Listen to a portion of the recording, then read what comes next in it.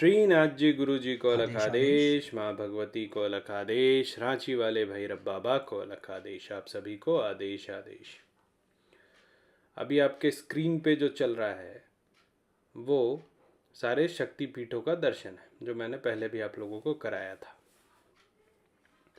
शक्तिपीठ का निर्माण कैसे हुआ था? शक्तिपीठ का निर्माण हुआ था जब देवी सती हवन कुंड में कूद गई थी, अपने शरीर का आहुति दे दिया था दक्ष के यज्ञ में, और महादेव रोष में घूम रहे थे चारों तरफ तांडव करते हुए। विष्णु जी ने रोष कम करने के लिए अपना चक्र चलाया। चक्र चलाने से जो भगवती का शरीर था वो खंडित हो गया, और जिस जिस स्थान पर गिरा वो शक्तिपीठ के रूप में आज पूजा जाने लगा। और जिस जिस पत्थर पर महादेव ने पैर रखा, विष्णु को श्राप मिला वो सुदर्शन चक्र चलाने के लिए, तो फिर जो आज हम शालिग्राम पत्थर की पूजा करते हैं वो सारे विष्णु रूपी हो गए। ये सारी बातें आप सभी जानते हैं, लेकिन एक बहुत विशेष विषय आज किसी ने मुझसे पूछा। सवाल था कि जो कथा है जिसमें भगवती सती दक्ष के यज्ञ में चली जाती है, उसमें ये भी है कि महादेव या फिर शिव ने पार्वती को रोका था, सती को रोका था। पार्वती तो पुनर्जन्म था, सती को रोका था यज्ञ में जाने के लिए। पति की बात ना मानते हुए सती यज्ञ में गई। तो क्या इस कथा से ये प्रेरणा ली जाए कि अगर कि पत्नी पति का बात नहीं मानती है, या ये शिक्षा ली जाए कि अगर पति की बात ना मानी जाए तो जो अंत है वो बहुत बुरा होगा? ये बड़े ज्ञान की मूल बात है, जो हम लोग ना पढ़ते हैं, ना ऐसे लोग जिनको ये कथा आप लोगों को या हम तक पहुंचानी चाहिए वो पहुंचाते हैं। क्योंकि जो मठाधीश हैं वो अब राजा हैं, और उनको कोई मतलब नहीं है कि आम हिंदू इन सब विषय पर क्या सोचता है। तो मैंने सोचा कि ये कथा आप तक बता दूं। इससे पहले एक और संदर्भ बताता हूं। मैंने एक कुष्ठ का नाम लिया था, हिंदू धर्म में आजकल बड़ा प्रचलित है, वो लेखक है, ठीक है, और हिंदुत्व, हिंदू, इसके बारे में मनगढ़ंत बातें करता है। जो देव कथाएं हैं, जो वेद हैं, जो उपनिषद हैं, बिना पढ़े जो उसको समझ में आता है वो लोगों को समझाता है, देवनाथ पटनायक। आज मैंने उसका एक ऐसा वीडियो देखा कि मेरे जैसा व्यक्ति जो किसी के बारे में जल्दी कुछ नहीं बोलता, मेरा खून खौल गया देख के। वो वीडियो था होमोसेक्सुअलिटी पे, ठीक है, और उसमें महादेव का जो एक रूप है, वृंदावन में मेरे ख्याल से गोपेश्वर महादेव कहते हैं, तो उसके बारे में वो वर्णन कर रहा था। तो गोपेश्वर महादेव की कथा है कि जब रासलीला हो रही थी, सबसे पहले जो रासलीला है उसको जो अल्प बुद्धि हैं, जो हिंदू धर्म को बदनाम करना चाहते हैं, उन्होंने रासलीला को बहुत फिजिकल फॉर्म में बताया कि रासलीला है, मतलब कि कुछ रोमांटिक होगा। लेकिन मति का फेर ये, मति का भ्रम ये कि जिस कृष्ण ने युद्ध भूमि में बाद में बताया कि मैं ही ब्रह्म हूं, उसके साथ क्या रोमांस कर सकता है एक आम व्यक्ति? वही रोमांस जो एक देवता, एक सर्वोपरि शक्ति के साथ एक अदिनी शक्ति कर सकती है। आपने वो गाना सुना होगा कि आत्मा परमात्मा की मिलन की ये आस है, वही महारास है। तो उस महारास में 33 कोटि देवी देवता सारे पहुंच गए कि हम भी महारास देखेंगे।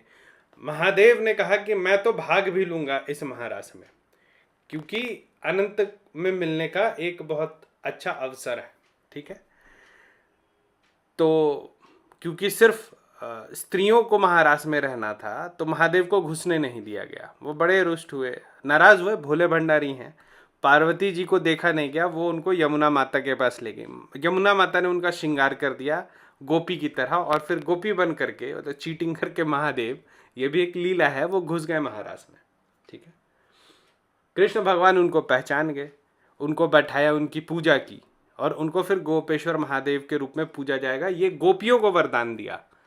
तो ये बहुत बड़ी बात हो गई कि गोपियों को एक महादेव मिले जिनका नाम गोपेश्वर महादेव था। अब इस कुष्ट ने अपने वीडियो में बताया कि ये होमोसेक्सुअलिटी का एक निशान है, कि हिंदू माइथोलॉजी में भी होमोसेक्सुअलिटी होता था। अरे मूर्ख,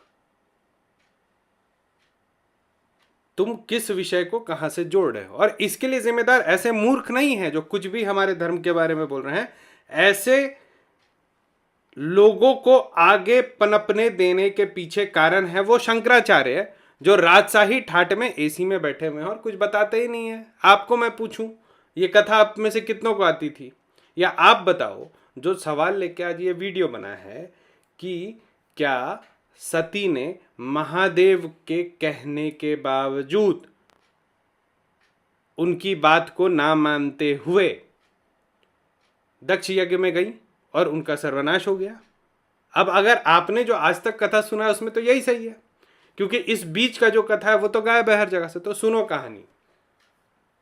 कथा यहां ये है कि सर्वप्रथम जो त्रिदेव हैं, जो महाशून्य है, जो महाशक्ति है, जो गायत्री सावित्री है और जो ऐम ह्रीम क्लीम बीज है, ये जब भी पृथ्वी पर आते हैं तो ये एक खेल करने आते हैं, लोगों को समझाने आते हैं। जब श्री राम आए थे तो उन्होंने लोगों को समझाया था कि देवता को भी कर्म समझने में, कर्म काटने में बहुत सारी चीजों को झेलना पड़ता है। ठीक है, हर अवतार होता है वो कुछ सिखा के जाता है। जब महाशून्य मतलब द एब्सोल्यूट, उनके ना बाहर कुछ है ना उनके अंदर कुछ है, जो है वही है, उनमें इतना ज्ञान है कि उनको किसी ज्ञान की जरूरत नहीं है और उनके पास ज्ञान ही नहीं है, क्योंकि वो एब्सोल्यूट है। और महामाया जो जब शिव के पास गई तो फिर इस पूरे सृष्टि की रचना हुई। ठीक है, कौन सा दक्ष, कौन सा यज्ञ, जो होगा इन्हीं के लिए ना होगा लेकिन क्योंकि एक माया को रचना था, देवी के एक रूप का प्रादुर्भाव होना था, तो अवतार हुए शिव और पार्वती के, शिव और सती के। पार्वती तो 108 के बाद आई।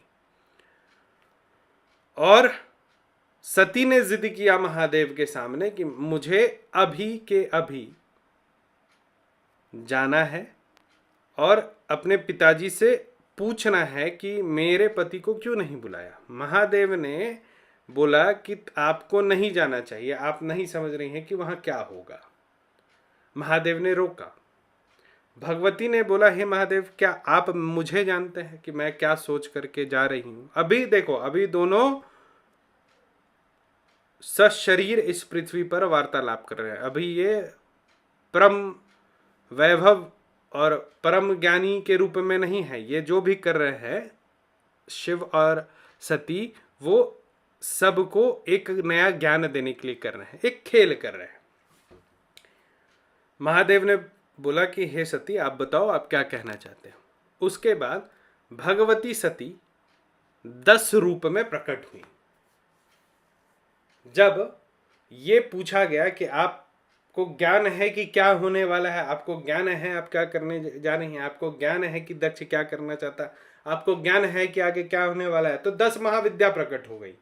महादेव को दिखाया भगवती ने कि ये जो हो रहा है ये मुझसे बाहर नहीं है।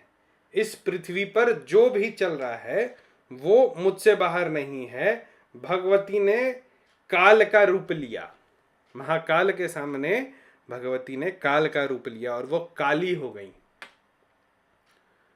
शिव पर आरूढ़ काली खड़ी है, महादेव देख रहे हैं। भगवती तारा हो गई, एक स्वरूप में शिव को अपने स्तन से दूध पिला रही हैं, दूसरे में शिव के ऊपर खड़ी हैं। छिन्नमस्तिका हो गई, मस्तक काट करके काम भावना को ध्वस्त कर दिया है। सोडसी हो गई, भुवनेश्वरी हो गई, त्रिपुरा सुंदरी हो गई, धूमावती हो गई, अपने ही भैरव का भक्षण करके जो विधवा हो जाती हैं।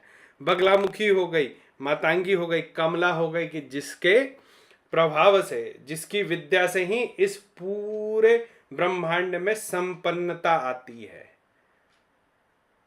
भगवती ने बता दिया कि मैं यहां बैठी हूं लेकिन कुछ मुझसे बाहर नहीं है। महादेव ने बोला, हे भगवती, मैं आपका विषय समझ गया हूं और मैं समझ गया हूं कि आगे क्या होने वाला है, क्योंकि अब भगवती ने 10 महाविद्या ने काली अवतार भी ले लिया है, तो अब तो काल आना ही है, प्रलय आना ही है, आप प्रस्थान करो। तय लीला के अनुसार भगवती वहां गई, उन्होंने देह त्याग दिया। पृथ्वी को एक क्षण में 10 महाविद्या का ज्ञान मिला और शक्ति की उपासना के लिए 51, 52, 53 जितना भी मानते हो उतना शक्ति पीठ मिला। इसी का एक अपभ्रंश आपको मिलेगा, जगह जगह लोगों ने लिख कर रखा है फिर से हिंदू धर्म को या सनातन धर्म को खराब करने के लिए, कि महादेव से भगवती लड़ने के लिए 10 दिशा से 10 रूप में आई कि आप मुझे क्यों नहीं जाने दोगे, और भगवती ने फिर शिव को हरा दिया और उसके बाद वो दक्ष के यज्ञ में चली गई। तो 2 बात समझने का है। पहला कि महादेव ने भगवती को अपने प्रेम से समझाया और भगवती को ना खोने के डर से वो उनको रोकना चाहते थे।